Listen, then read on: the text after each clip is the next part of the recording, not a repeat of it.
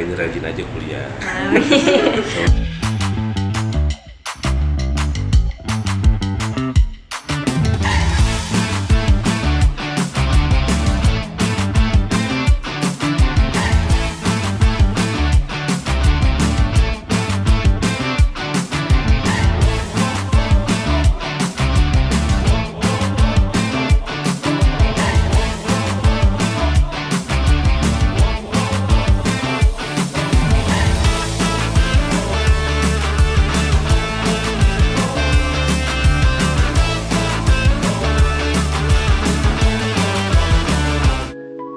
Halo semuanya, selamat siang. Kembali lagi bersama saya, nama saya Natasya.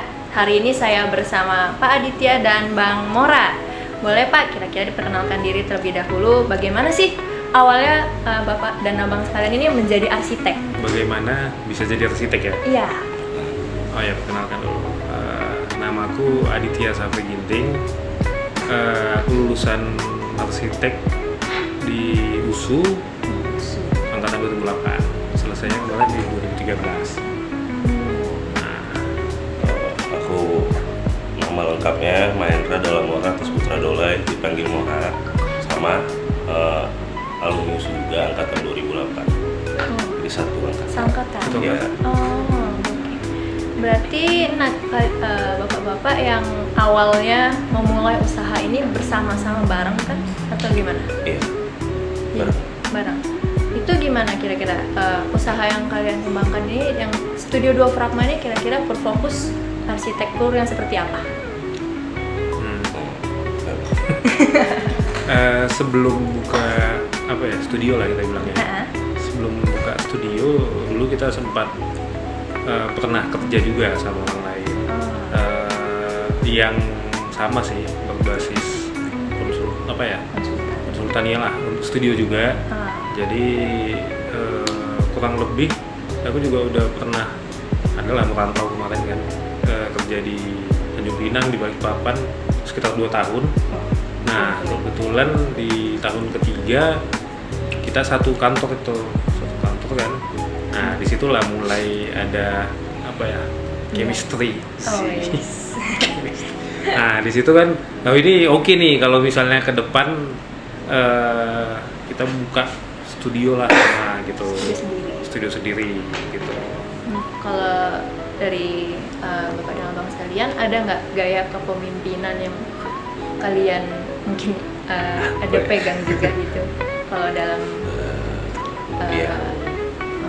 sama Ya, karyawan? sebenarnya ya gaya pemimpinannya gimana ya? Kayak nggak bos sih sebenarnya. Jadi lebih ke kita kan prinsipal ya di sini kan. Jadi lebih merangkul yang bekerja di sini. Jadi terus yang pasti sebenarnya kalau kerjaan itu dikasih kerjaan tuh harus siap. Walaupun tadi kalau kita bicara jam kerja itu fleksibel. Jadi mereka mengatur ritme mereka sendiri. Walaupun nanti tetap kami kontrol. Jadi kalau gaya pemimpinannya udah otoriter lah yang pasti.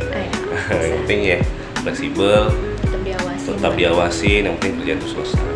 Kalau boleh tahu nih, sekarang Studio 2 Fragma kira-kira karyawannya ada berapa? Karyawan ada 3. Bisa. Ini kami berlima di sini. Lumayan terbuka lah berarti ya, kalau secara dalam bekerja kan. Kalau misalnya di bisnis-bisnis yang gede-gede kan susah tuh bertemu sama atasan karena rame. Oh ya, ini terbuka lebih. mungkin tiap hari sih juga. Iya, tiap hari jumpa. Kita coba bahas dalam langsung dunia arsitektur lah sedikit. Kalau dari bapak-bapak, ada nggak tren desain atau teknologi baru yang bisa kami adopsi dalam tugas-tugas arsitektur kami? Yang baru-baru ini lagi sering dipakai lah kira-kira. Kalau soal software sebenarnya masih old school ya. Paling CAD sama SketchUp. Paling kalau misalkan dasar. untuk render sekarang kan mungkin pakai Enscape. Kalau di sini tuh sebenarnya lebih ke memang betul merencanakan. Jadi kalau misalkan untuk render supaya bagus atau enggak sebenarnya nggak terlalu. Yang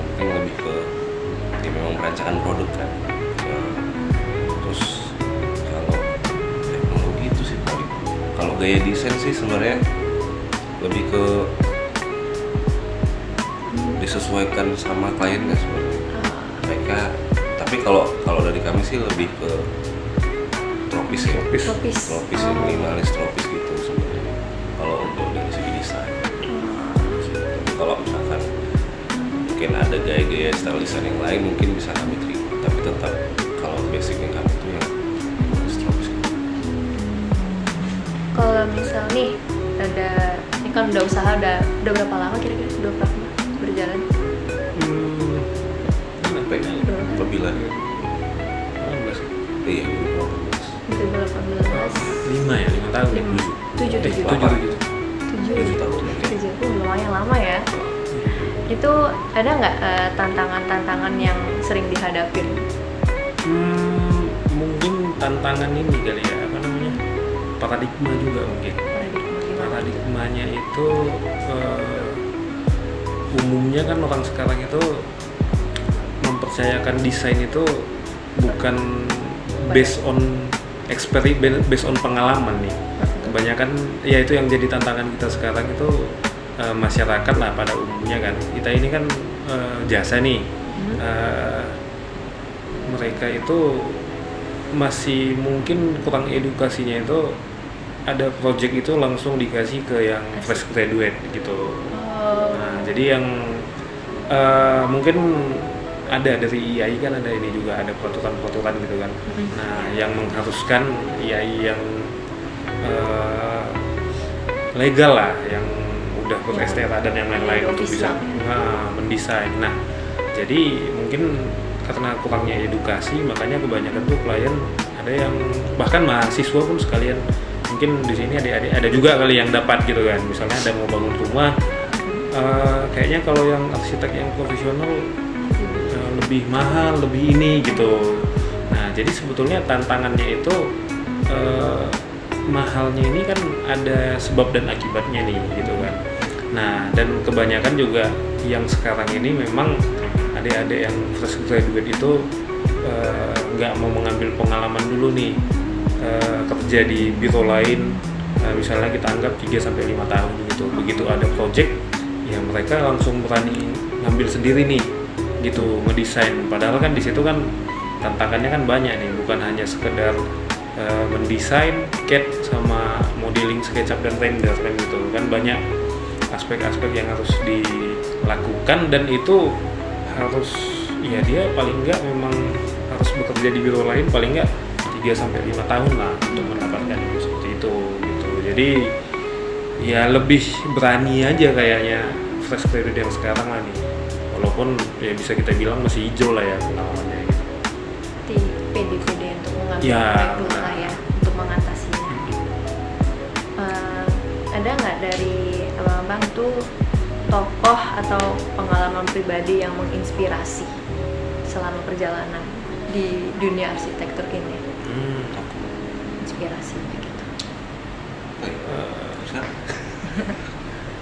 Atau mungkin kayak ada pengalaman yang aku juga pengen kayak seperti itu gitu. Targetnya bagaimana sekarang? Ya banyak sih, tapi nggak ini ya, maksudnya kalau kayak di Indonesia itu ya mungkin kalian udah tahu nih, kayak Pak Andramatin gitu kan, ada Pak Mamu, sama banyak juga arsitek-arsitek muda yang maksudnya itu arah kiblatnya itu ke situ kan. Kalau misalnya menuju ke satu orang, sebetulnya kalau aku pribadi nggak ada secara general sih, tapi yang aku kagumin itu untuk yang di Indonesia sendiri juga udah sangat banyak lah. Gimana? Sama sih. Singkat padat sama. Ya ini kan soal punya tokoh yang sama, ya mungkin gara-gara itu juga mungkin jadi chemistry-nya jalan. Kan mungkin kalau usahakan punya tokoh yang berbeda dengan gaya style desain berbeda kan pasti nggak jumpa tuh. Itu sih, jadi ya sama sih mungkin kalau dari tokoh.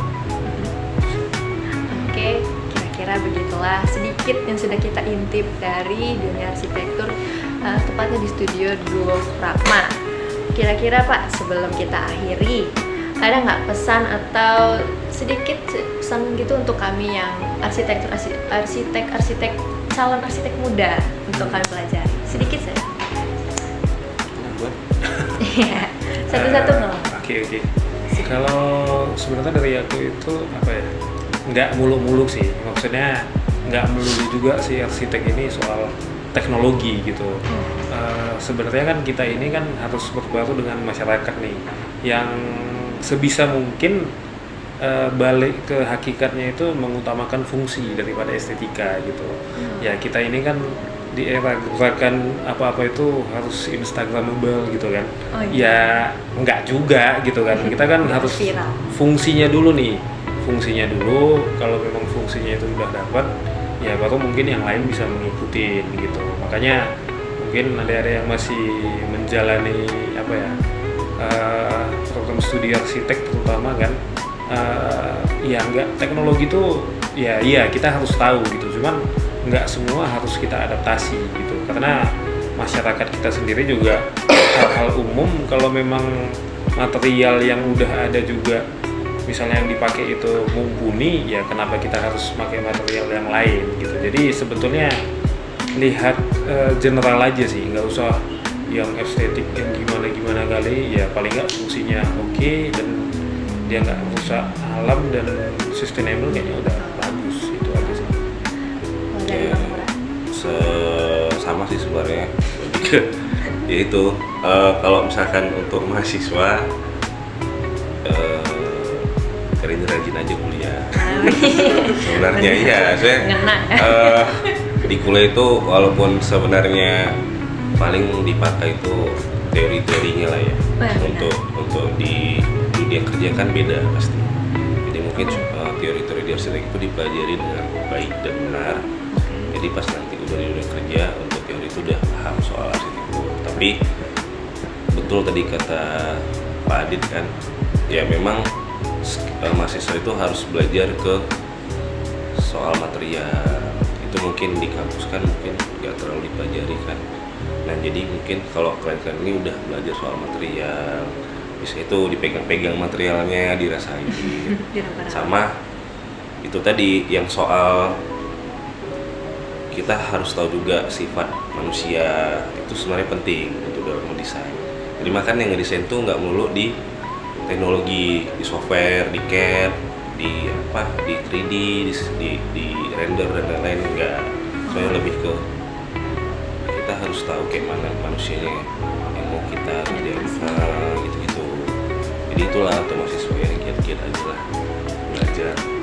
Oke, kita banyak belajar hari ini ya. Kira-kira segitu aja lah perbincangan kita hari ini bersama Abang dan Bapak. Terima kasih untuk waktunya. Terima kasih sudah menyempatkan waktu untuk kami ya Pak. Sekian dari saya. Ada lagi kata-kata terakhir mungkin? Itu aja kan, nggak? Itu aja ya. Subscribe kan nggak gitu-gitu kan? Subscribe, nilai ya Pak. Kami dapat A. Oke, terima kasih. Bye bye.